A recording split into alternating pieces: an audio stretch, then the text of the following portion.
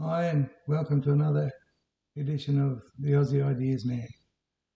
I've got an article here that I think needs a little bit of explaining. It, I think, is written for the gullible, and there's too many these days in advertising that do that. And so I just thought I'd inject a little extra thought into it.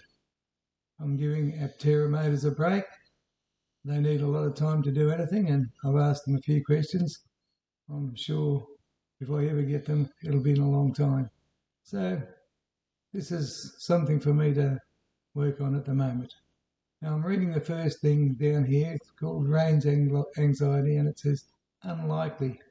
Well, if it's unlikely, that doesn't dispel or debunk a myth. Unlikely, unlikely is neither here nor there. So let's start with that.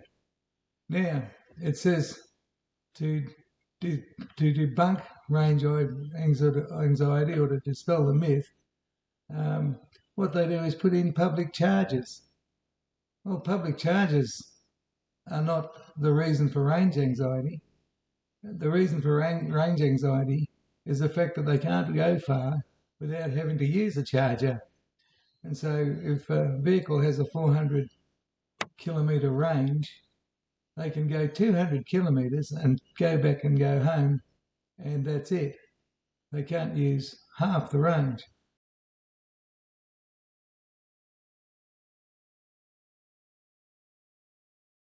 But if they want to go the full 400 kilometres, then they have to find a charger and wait a long time for that 400 kilometres to get back in their battery pack. So, and it's a very long time. That's the cause of range anxiety. Doesn't matter if they got 50,000 chargers at their disposal. When they use one, they have to wait a long, long time.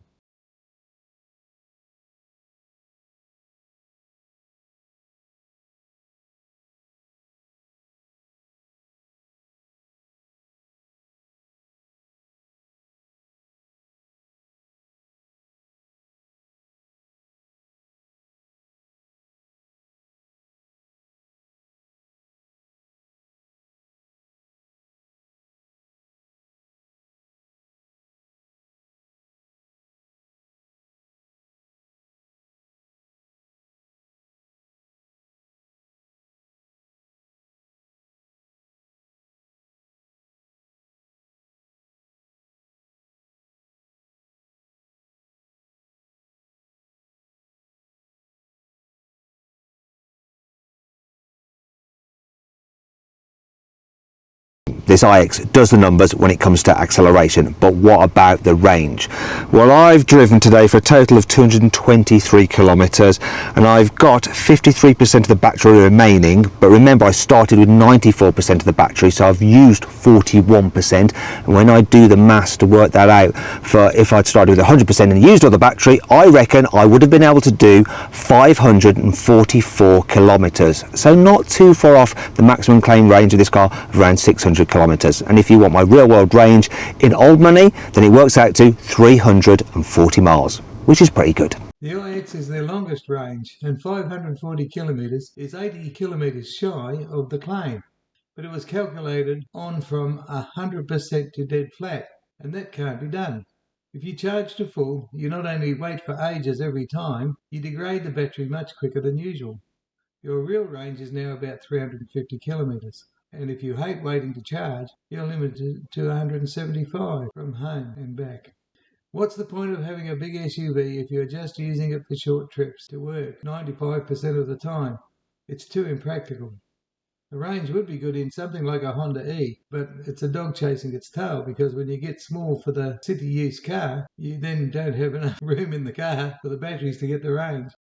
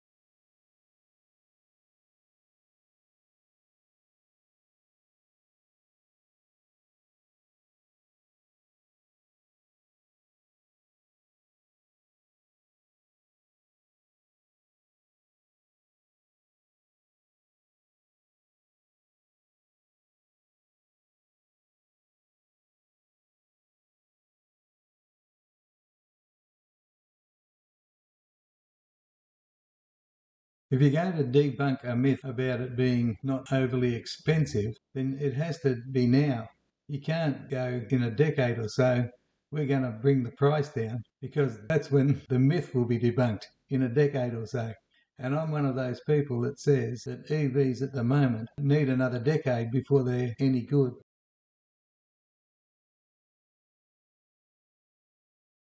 Now this is a bit strange. Performance to impress even the most sceptical. That doesn't sound like they're debunking anything. They're just advertising that EVs have performance. Well, they do and they don't. The benefits of electric motors are low down power, but they have their bugbears. The top end and the gearing of ICE cars make them more suitable for a lot of high-speed work.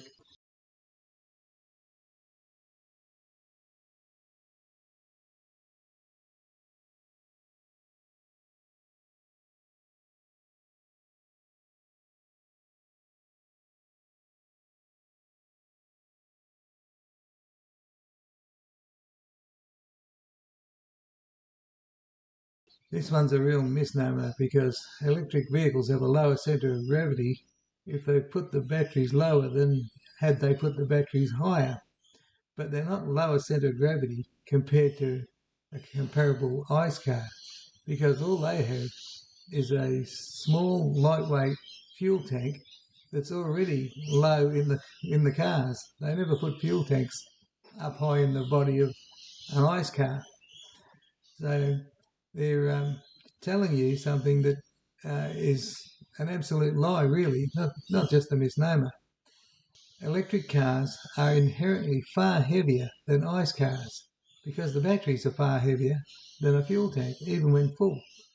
And this means that it has worse handling and cornering ability, much worse. It's a bugbear of electric cars, and they're trying to sell it as an advantage.